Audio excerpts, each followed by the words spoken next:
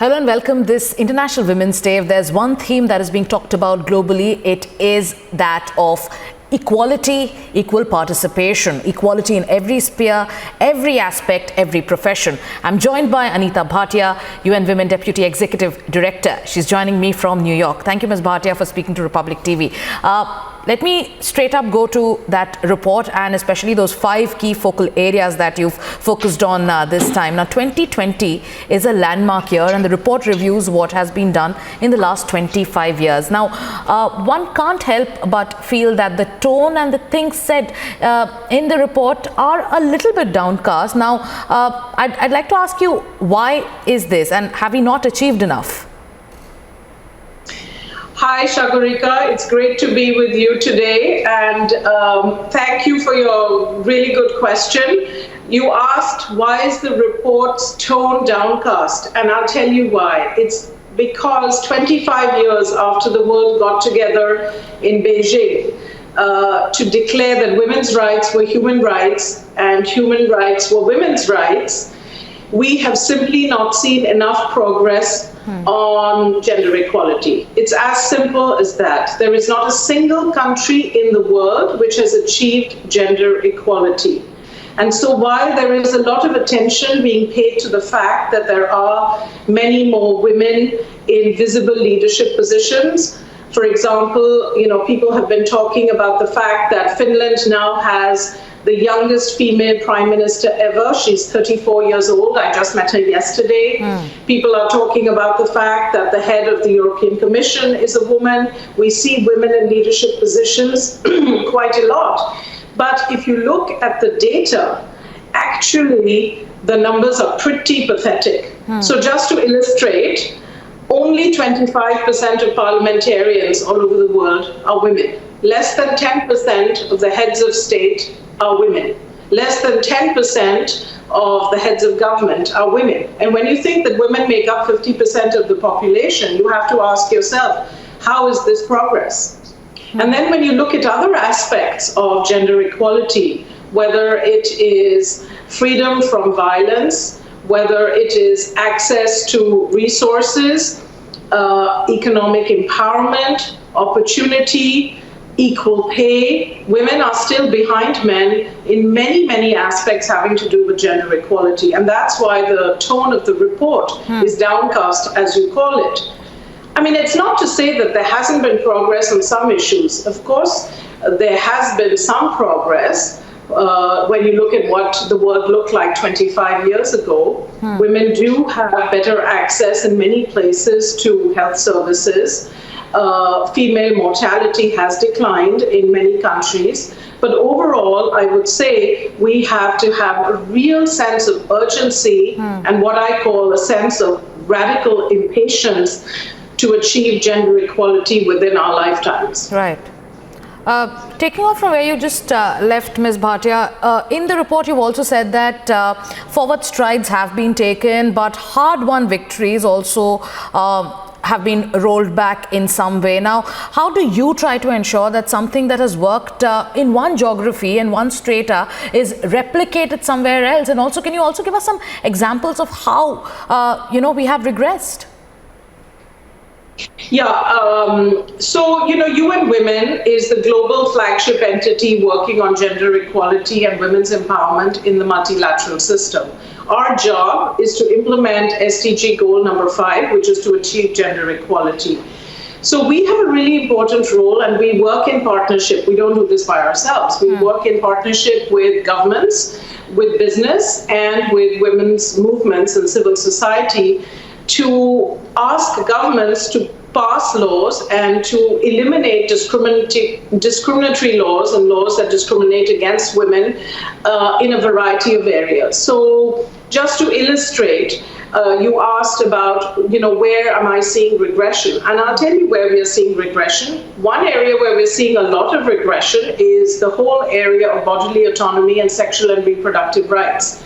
Things are being relitigated that we thought we could take for granted because these were hard-won rights. And yet, in many countries in the world, we are seeing the rise of extremely conservative parties who no longer want to allow a woman to choose what she can do with her body. So that's one area of clear regression. And in general, I would say our job is to make sure that we are holding governments accountable by asking them to ensure the highest possible standard when it comes to the legal framework for women's rights. So what we do is we work collectively and in partnership with governments to share best practices. We will take examples of laws that are good for women that have worked in one part of the world to another, and we will illustrate how this can be really beneficial for a country. So to illustrate on the issue of child marriage, we know now that ending child marriage can actually increase the size of an economy. The IMF has just come out with a report which shows that ending child marriage can actually add 1 percentage point to GDP. Now, with that kind of data at hand, which policymaker will not want to pass a law eliminating child marriage? Right. So where we have been able to successfully eliminate child marriage or laws, right, where we have been able to successfully pass laws eliminating child marriage, we would then take that example and go to another country and say, look, it was possible there, so why don't you try to do the same? Absolutely. A very, very valid point and a very powerful message there also coming in.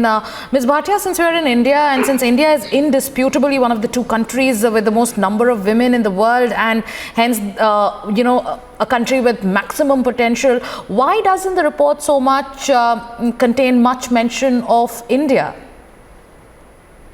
Well, first of all, it's a global report, right? And we are covering data from 170 countries. So it's not really possible in a global report of that nature to single out any one country, even if it is home to a very large number of women.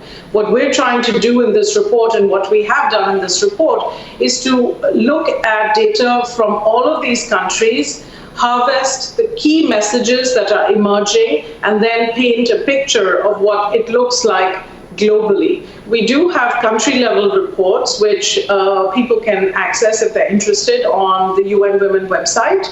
But I think the important thing is to be able to provide the world a holistic picture of how far we have come in the last 25 years. So how does UN Women work in India? In fact, you have an interface with the Indian government, and what has the reception been like when it comes to how UN Women works in India? If you could highlight a few successes and failures. Sure. We're working very closely with the Government of India, and we're very proud of the partnership that we have with the Government of India. Smriti Irani is a very valued ally, and she has a very comprehensive agenda on gender equality, covering all aspects of gender equality and women's empowerment. So we are doing a number of different things in India. First and foremost, we work to support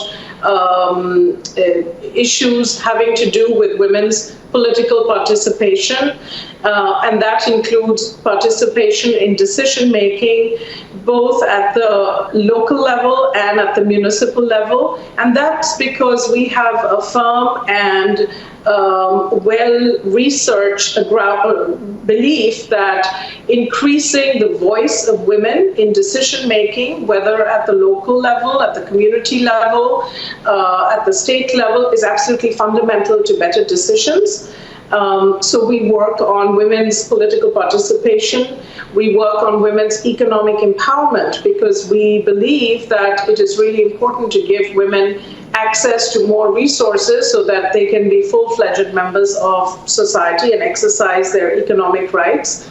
And we work also with the government on different areas having to do with different priorities covering other aspects of gender equality and women's empowerment. Right. You spoke about women's, when it comes to women's participation, especially in leadership roles and political participation at both, local level. There are some initiatives of the Indian government.